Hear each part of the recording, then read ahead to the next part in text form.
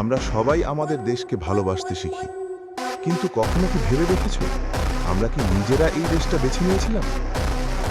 তুমি যদি আজ বাংলাদেশে জন্ম না নিয়ে জাপান, ব্রাজিল বা অন্য কোনো দেশে জন্মাতে, তাহলে কি সেই দেশটাই তোমার সবচেয়ে প্রিয় দেশ হতো না?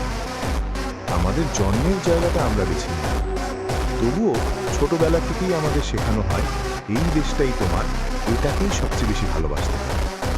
তাহলে প্রশ্নটা খুব সহজ, আমরা কি দেশকে ভালোবাসি কারণ এটা সত্যিই সবচেয়ে ভালো, নাকি শুধু এখানে জন্মেছি বলে?